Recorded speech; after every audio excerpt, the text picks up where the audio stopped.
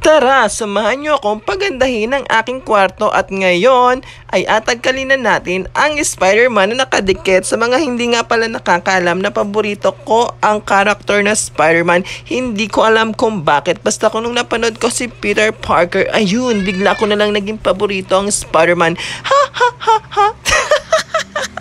Kaya tara, samahan niyo akong pagandahin ang ating kwarto na samang-sama para yung ugali mo. Mas masama pa sa budhi mo.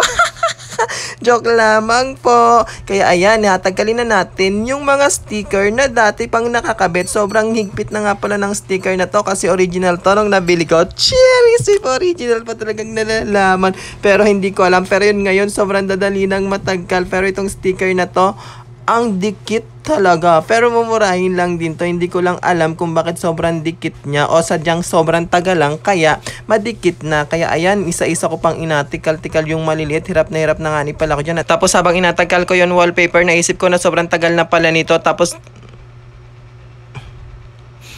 napaisip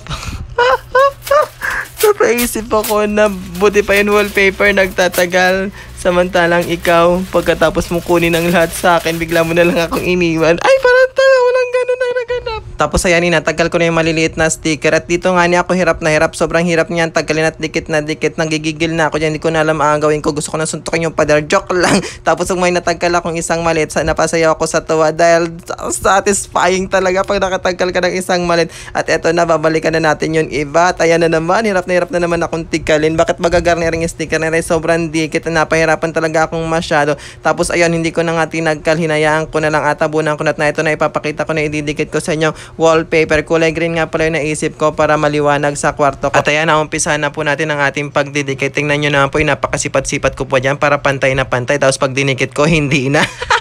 Tapos ayan, napangsipit ko na rin nga ni pala yung paakot. Wala po akong katulong dyan. Tapos aguntingin ko po yan para maikabit ko na yan. Sipat na sipat po ako dyan, no, sa paggunting. Ako po yung magaling talaga maggunting. Parang gusto mong magpagupit sa akin, ayos lang. Agupitan talaga kita. Kung gusto mo yun sa baba pa, cheers!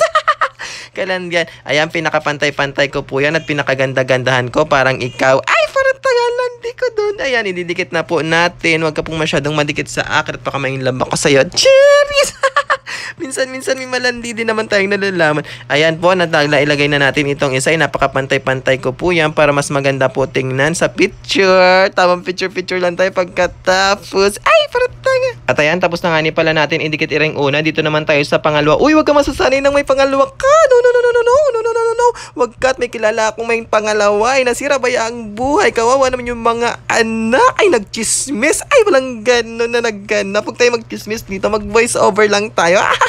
Tapos ayan, pagkatapos kung sukat-sukatin, ididikit na natin yung pangalawa. Ayun, nandito na naman tayo sa pangalawa. Ayun, itutuloy ko na nga yung chismis ko at kating-kating na yung deal ako sa pag-chismis. Ano nga nangyari? Iniwan ng asawa yung gumamit ng pangalawa. Kaya ayun, kinsising-sisi naman bayat. Iniwan na ng asawa yung dating magandang buhay niya. Ngayon, hindi na. Ayan, nagalaban na lang siya. Nung dating nagapalabas siya, ngayon, nagalaban na siya ng mga damit niya. Tapos yung mga anak niya, namimiss niya na. Kawawa naman. Kaya wag ba kayong pangalawa at kawawa ba yung mga bata. Ayan, nagchismis na naman ako. Sorry po. Hindi talaga mapigilan ng akin dilang kachichismis. Kaya ayan, sa pangatlo na tayo. Ay, parang tanga. Tapos ayan, ikabit ko na nga ni pala yung pangatlo. At dito naman tayo sa ikaapat. Tapos ay, yan, nag-concert na nga niya. Sobrang galing kumanta. Sa mga hindi po pala nakakaalam na sobrang galing ko nga ni pala po kumanta. Pag narinig niyo yung boses ko, ay, nako, parang nakarating kayo sa langit sa sobrang lamig. Ayan, sa makahula nga pala ng inakanta ko ay may 50 pesos Gcash. Uy, kung gusto mo lang, hulaan mo na. Tapos ayan, nag-concert na pa nga. Oh, para namang sobrang galing talaga kumanta. Pero kung narinig mo talaga yung boses ko, ay nako talaga. Makakarating ka ng heaven ng wala sa oras. So sobrang ganda. Ayan, nasipat-sipat ko na nga pala yung pang-apat na ilalagay ko. Tingnan nyo naman, kasama pa yung paa ko. Multitasking talaga ang aking katawan. Ay, antaray! Tapos may naisip na naman po akong chismis. Din sa pangatlo, alam niya po ba na yung kakilala ko ay nakatatlong asawa. Nung una, minalas, inabugbog. Pangalawa, ay minalas na naman, dinanggatrabaho, laging walang makain, gutom. At dito na baya sa pangatlo, venenas. Ayun na nga, yung dating nanghihingi lang sa akin ng tulong at nangungutang sa akin. Ngayon ay ako nang inapautang. Ayan, ang dami ko nang naichismis sa inyo habang nanggadikit ako ng wallpaper para tanga. Pag-chismisan na lang tayo. Kung sa mga hindi nakakakilala sa akin, ay mahilig nga ni pala ako sa chismis, mga tikya. punta kayo din sa akin at magchismisan ba tayo. Ayan, napakasipat-sipat ko na yung aking isisingit sa gitna.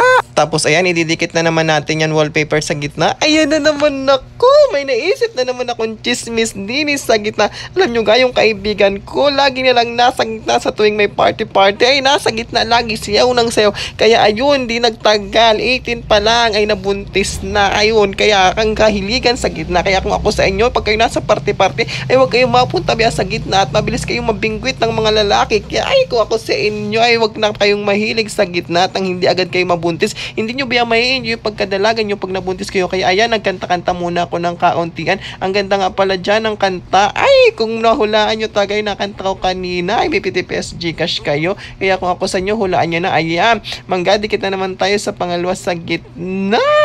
Ay, piskat, may naisip na naman tayo, chismis. Uy, joke lang, wala tayong naisip. Asang-asa ka na naman, ano?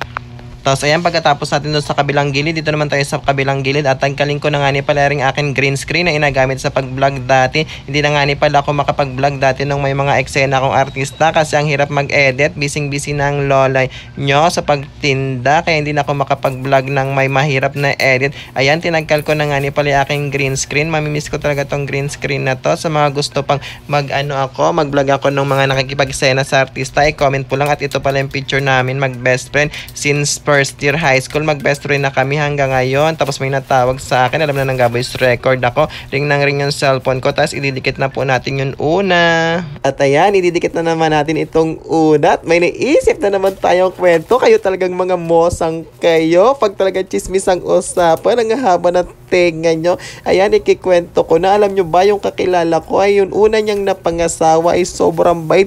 Halos sobrang perfect na. May trabaho, mabait sa asawa, lahat. Pero yun pala ay babaero. Kaya naman pala araw-araw nang gaaway.